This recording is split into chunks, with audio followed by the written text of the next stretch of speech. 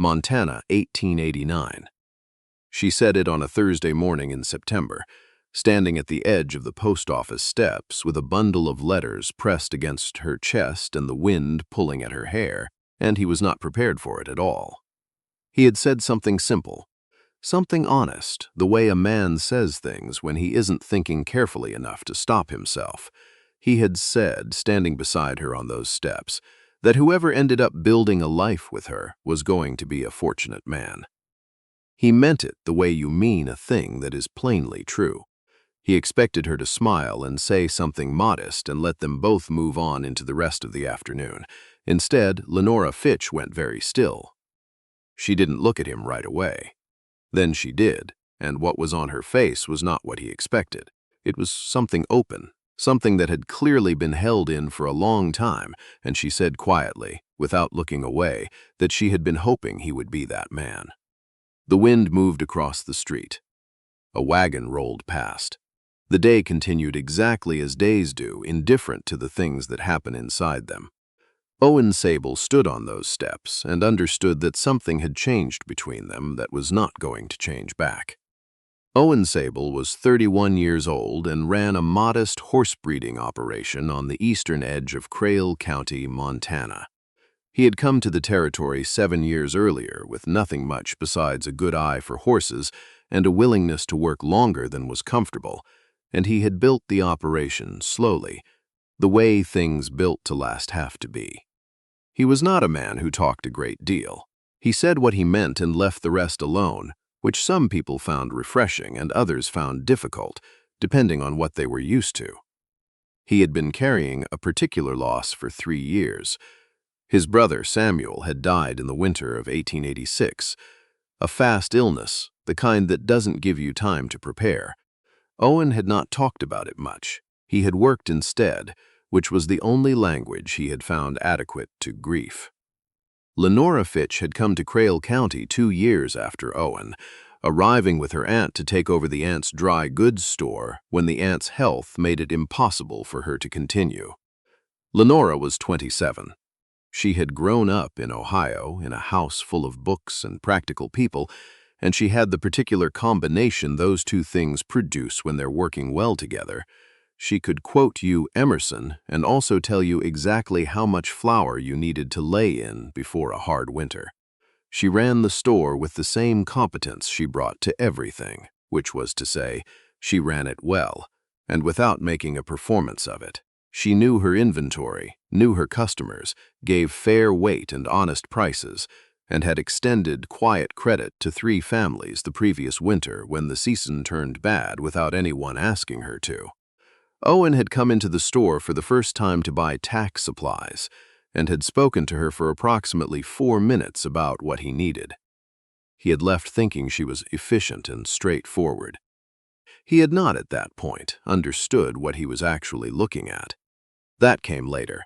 It started with a broken wagon wheel in October of the previous year. Owen had been coming back from a supply run when the wheel cracked on the eastern road 2 miles from town.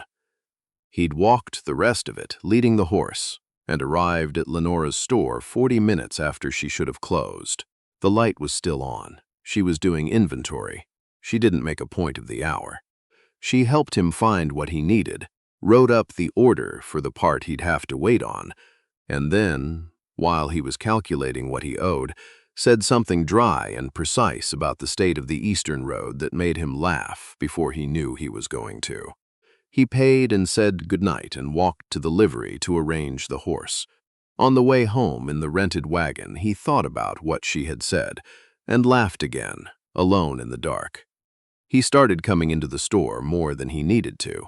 He was honest enough with himself to know that's what he was doing, and not honest enough with himself to know what to do about it.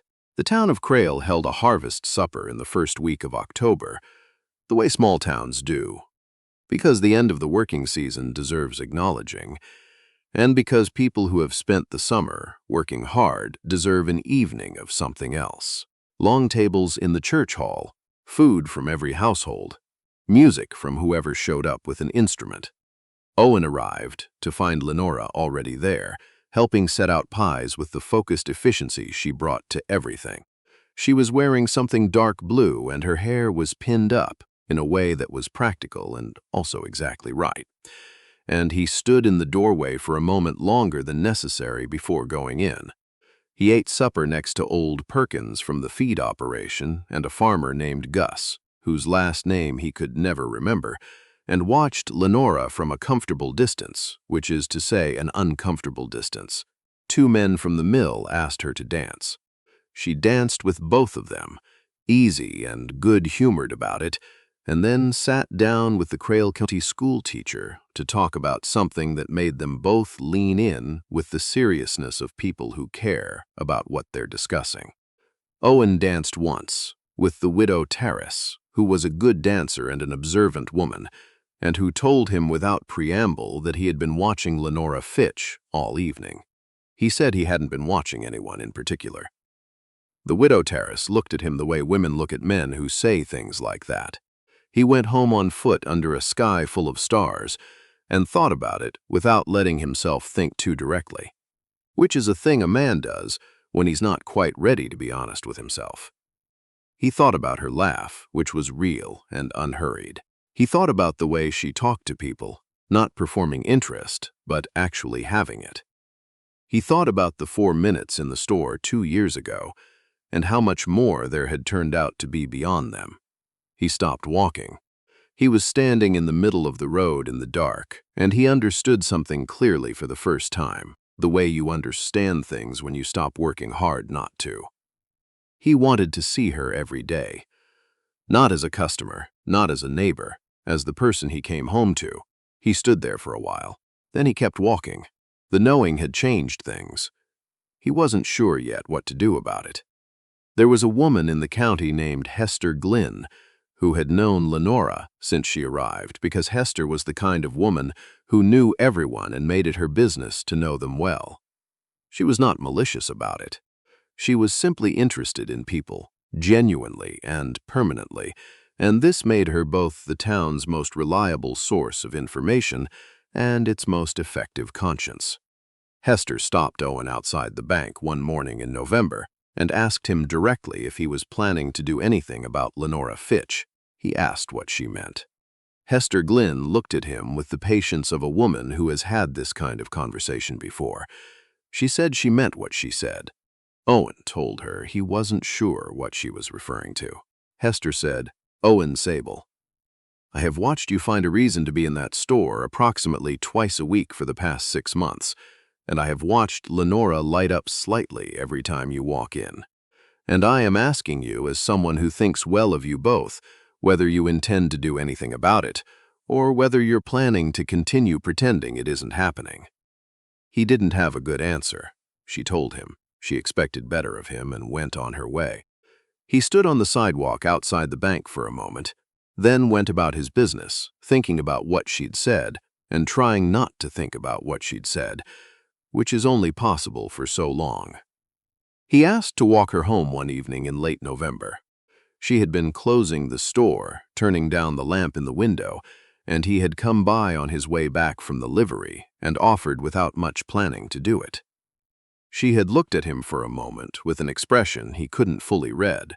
Then she said yes. It was a 20-minute walk to her aunt's house where she had a room. The night was cold and clear and full of stars, the mountains visible against the sky, and they talked the way people do when the conversation is going well, and neither of them wants to be the one to end it. She told him about Ohio. He told her about coming west, about the first winter, about the horses he'd started with and what he'd learned. She asked good questions, the kind that meant she was actually listening. He asked her about the store, about what she liked about it and what she didn't, and she told him honestly which he liked. At her gate, she thanked him for the company. He said it was his pleasure, meaning it completely. He walked back under the stars and thought that this was the best evening he'd had in a long time, and then thought, well, there it is. He started walking her home when the occasion allowed. Not every evening. He had a ranch to run and she had a store to close and an aunt to look after, but when it worked out, she never said no. She began, after a few weeks, to mention when she expected to close late, which told him something, and which he filed away honestly. They talked about everything and nothing. She had opinions, clear and well-considered, that she offered without pushing. He found himself saying things he hadn't said to anyone in years. About Samuel, once, just a small thing, and she didn't make too much of it, just listened and then said something quiet and right that meant she understood. He didn't cry. He also didn't change the subject, which was more than he'd managed with most people. She made him laugh regularly. It was a specific kind of funny, dry, and unexpected, coming when he wasn't braced for it. He knew he was falling in love with her. He knew it, and he did what he had been doing for months, which was let himself know it without doing anything about it, because doing something about it meant wanting something directly, and wanting things directly meant the possibility of losing them directly, and he had lost enough to know what that cost. One night in January, he was walking across the field toward the lamplit windows of the town, and he stopped. Not because anything was wrong, because something was right, and that frightened him in the particular way that only good things can frighten a man who has learned to expect their loss. He stood in the cold field and looked at the lights and understood what he was moving toward. Not just an evening walk, not just a woman who made him laugh, but the wanting itself, the real kind, the kind that could be taken away. He had stopped wanting things directly after Samuel died, because Samuel had been the person he most wanted to keep, and had not been able to. That was 3 years ago. He had told himself it was enough time. Standing in the cold field, he was not so sure. He stood there for perhaps 10 minutes. Then he walked forward. He was not fully at peace with it. But he walked forward anyway, because the alternative was standing in that field forever, and that was not an option he could live with. The day it happened was a Thursday in September. Owen had come into town to collect a delivery that had been held at the post office, a piece of equipment he'd been waiting on for 6 weeks. Lenora happened to be there at the same time, picking up the store's correspondence, the bundle of letters she'd mentioned the previous week. They came out onto the steps at the same time. The morning was clear and a little windy. The mountains were sharp against the sky. She was sorting the letters with one hand and tucking her hair back with the other, the way she did when the wind caught it, and he was talking about something he'd meant to say, some small errand, something ordinary. He couldn't remember later what it had been. And then, in the middle of it, without planning it, without thinking about whether it was the right moment or the right words, or whether his better judgment ought to intervene, he said it. He said she was the kind of woman a man would be lucky to build a life with. He meant it as a simple, honest thing. He expected her to laugh, or to say something modest, or to let them both move past it into the rest of the morning. Instead, she went still. Her hands stopped on the letters. The color came into her face, not sudden, just a slow deepening like first light through a window. She didn't look at him immediately. Then she did. Her expression was something he hadn't seen before. It was open and a little afraid, and decided all 3 things at once, the way a person looks when they've made up their mind to say something that cannot be unsaid. And she said quietly, "I've been hoping you would be that man." The wind moved down the street. A dog crossed the road. A door opened and closed somewhere behind them. Owen stood on those steps and heard what she had said and understood fully what it meant. Not just the words, everything behind the words. The months of conversations and walks and late evenings and the way she'd lit up when he came in, as Hester had said she did, and the patience she had carried without ever making him feel the weight of it. He said her name. She looked at him steadily. He said, "I meant what I said." She said, "I know. I've known for a while what you meant. I wasn't sure you did." He said he supposed he had been slow.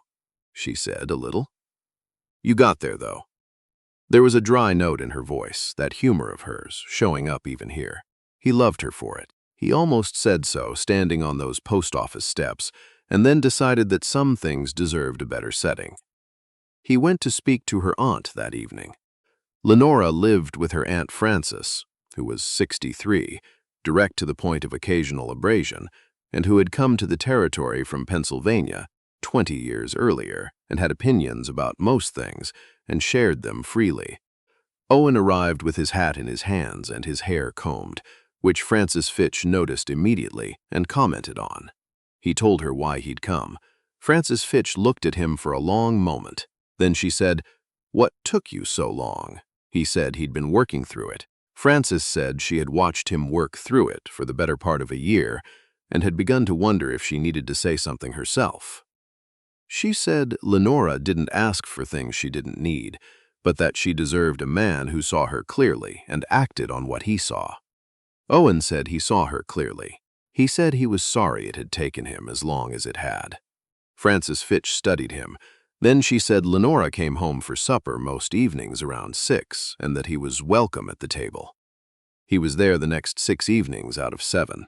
On the 7th, he had a foaling mare to stay with and sent word, which Frances told him afterward was the right thing to do and proved something about his judgment. October came, and the aspens went gold on the mountain slopes, and the air got the first real edge to it. The time between Owen and Lenora changed. The way things change when what they are has been said out loud. They were still themselves. They talked and walked and laughed at the same things. But now there was a clarity to it, a deliberateness. He brought her wildflowers from the high pasture, the last ones before the frost, and she put them in a jar on the store counter without comment, where they stayed until they dried completely. She taught him to make proper pie crust, because he had mentioned once that his was poor and she had taken that as a challenge. He was not naturally suited to it. She was patient. He got better. She told him that he improved at things faster than anyone she'd known when he decided to, which was the kind of thing she said sideways, looking at the counter rather than at him, that he found himself thinking about later. He fixed the sticking shutter on her aunt's house without being asked. Frances mentioned it 2 weeks later with a handshake and a look that said more than either. He asked her in November at the edge of the ridge north of town where they had walked once in October, and both said they wanted to come back to. He had thought about a more elaborate arrangement, something with more ceremony. But when the moment was in front of him, the elaborate version felt false. What he had with Lenora was honest. It deserved honest words, plainly said. The aspens were bare now, their white trunks silver in the afternoon light. The wind had a real bite. She had a wool coat and her cheeks were red from the cold. He had the ring in his coat pocket, his grandmother's, a simple gold band with a dark stone, small and plain and exactly right. He had been carrying it for 3 weeks, waiting for a moment that felt true rather than arranged, and had finally understood that the true moment was the one you made yourself. He said her name. She turned. He stood in front of her and said what he meant. The way he had learned, she preferred things. He said he knew he had been slow. He said it had taken him longer than it should have to understand what had been in front of him. But he understood it now, fully, without reservation, and what he understood was that he wanted to keep seeing her every morning for the rest of his life. He wanted to build something with her, a home, a life, work done together, and evenings come home to. He took out the ring. He said he would very much like it if she would marry him. She looked at him for a moment. Her eyes were bright. She was smiling in the way that people smile when they're not trying to, the kind that has no vanity in it. She said, "Owen Sable, I was starting to think I'd have to ask you myself," he said. "Is that a yes?" She said it was absolutely a yes. He put the ring on her finger, there on the ridge with the bare aspens around them, and the mountains behind her, and the cold coming down off the high country. She looked at it for a moment, just a moment, with an expression that wasn't about the ring, but about what the ring meant, and then she looked up at him, and he kissed her for the first time, and the wind moved through the aspens the way it always had, paying no attention to the two of them, as the world tends not to, and the mountains held the last light on their peaks, and Owen Sable understood that he had come very close to letting this particular thing pass him by, and felt the full weight of the fact that he had not. That winter was the best of his life so far. It was not easy. Winters in Montana are not easy, and he had cattle and horses to care for through weather that tested everything. But there was supper at Francis's table 4 evenings a week, and walks home through the snow with Lenora beside him, and the particular warmth of knowing what spring was going to bring. He prepared the ranch house with that knowledge. He fixed what needed fixing. He built a bookshelf along the east wall of the front room, because she had more books than anywhere to put them, and he had seen the way she looked at the lack of a proper place for them. He didn't tell her. He just built it. When Frances heard the news of the engagement, she was dry-eyed and direct about it, which everyone who knew her expected, and then she pulled Lenora aside and was observed in what appeared to be a serious and private conversation, after which Lenora came out with red eyes and said Frances had said something kind, and that was all she was going to share. Frances, for her part, told Owen when he arrived for supper that he had taken long enough, but that she supposed it was better than never. Hester Glynn, who heard the news the following morning, as Hester Glynn heard everything, came into the store and told Lenora she was pleased, and told Owen, whom she encountered outside immediately after, that she hoped he understood he had almost made a very stupid mistake, and that she was glad he had avoided it. Owen said he was glad too. Hester said good and went on her way. 5 other people used the word finally that week, which told Owen that his feelings had been considerably more visible than he had believed. In February, Lenora came to see the ranch house for the first time.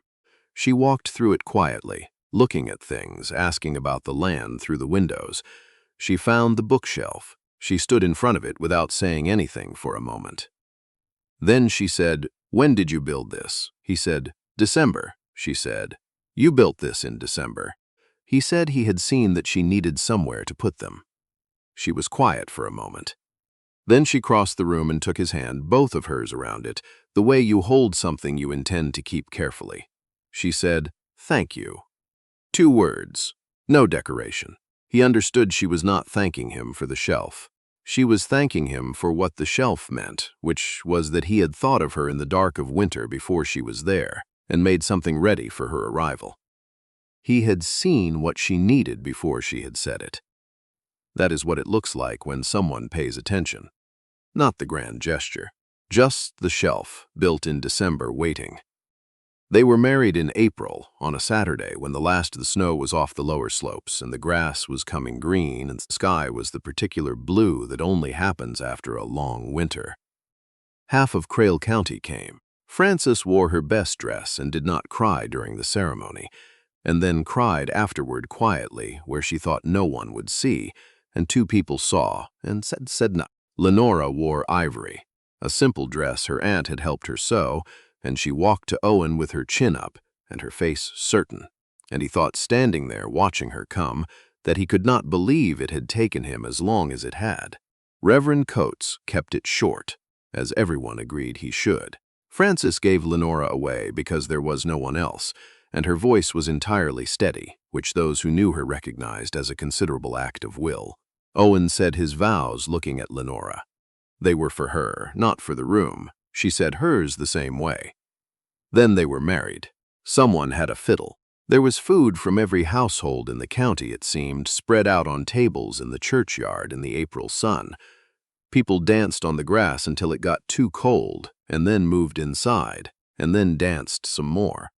That night in the ranch house, with the bookshelf full now and the east window showing the last of the stars, Lenora sat at the kitchen table with her hair down and a cup of tea, and looked at Owen across the table with an expression that was entirely new on her face.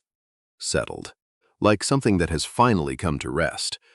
She said she thought they were going to be very happy here. He said he thought so too. He had thought so for a while. She said, "Longer than you let yourself know." He said, "Longer than I let myself know." She smiled, that small, direct smile. "Good," she said. "You know now." The years that came after were made of ordinary things done honestly and well together. The ranch grew. Lenora kept the store for 2 more years and then sold it when the operation was large enough that she was needed at home, and she did not mourn it, but she was glad she had done it and said so plainly. She ran the ranch accounts because she was better with numbers, and they both knew it. She started a lending arrangement among the women of the county for tools and provisions in hard seasons, a practical idea offered without ceremony that people would still be talking about a decade later. Their first child was a daughter born in the spring of the second year. They named her Frances for the aunt, who received the news with more emotion than she would ever directly admit to, and who visited so often that Owen built a proper guest room the following summer. Their second child was a son, 2 years after the daughter. He had Lenora's eyes and Owen's stubbornness, or possibly the other way around. They disagreed about this good-naturedly for years. On a Thursday evening in the autumn of their 5th year, Owen was checking the north fence line when Lenora came across the field with both children, their daughter running ahead, their son toddling behind with the serious determination of a 2-year-old who does not want to be carried. She raised a hand when she saw him. He went to meet them. Later, when the children had run themselves out and were sitting heavily against their parents in the last of the afternoon light, Lenora rested her head against his shoulder and said she had been thinking about that morning at the post office. What he had said on the steps, he said he remembered it clearly. She said she thought he had been right. He said he knew he had been right. She said, "You know what I mean. You said whoever built a life with me would be lucky." She looked at the children, then at the mountains, then at him. She said, "I am also lucky." He said he thought they both were. She said, "Practically, yes, we both are." The aspens on the slope had gone gold again, October, reliable as everything on this land that had become theirs. The mountains were doing what the mountains always did, standing there enormous and indifferent and beautiful, and Crale County kept being Crale County, full of people making what they could of the days they had. Owen Sable held his family in the amber afternoon light and felt the full particular weight of a man who knows what things cost and knows what he nearly let go of, and was grateful, completely and without reservation, that he had walked forward out of that cold field in January and kept going. He had been slow. He had been afraid. Both of those things were true, and neither of them was a surprise. What mattered was that he had gotten there. There is something worth saying about the two of them, now that the story has been told. Owen was not a coward. He was a man who had loved something and lost it, and had not fully believed, after that he was allowed to want things directly again. That is not weakness. That is what grief does when it goes unaddressed long enough. Most people, if they are honest, have stood in a cold field at some point and been afraid to walk toward the light. Lenora knew. She had known for longer than he realized, and she had carried it without bitterness, without performance, without giving him an ultimatum or a deadline or any of the things that would have been justified and would have changed everything for the worse. She had simply been herself, fully and without apology, and trusted that the truth of who she was would eventually be enough. When the moment came, she answered honestly when deflection would have been easier. That took more courage than anything Owen did at those post office steps. They both chose the true thing, and from that one Thursday morning in September on the steps of a small post office in Crale County, Montana, everything else followed. The greatest things in a life are rarely hidden. They are usually close by, running a store on the main street, walking home the same direction you are, making you laugh when you didn't expect it. They are right there, patient as mountain light, waiting for you to stop being afraid and look. Don't wait until January to walk toward the window.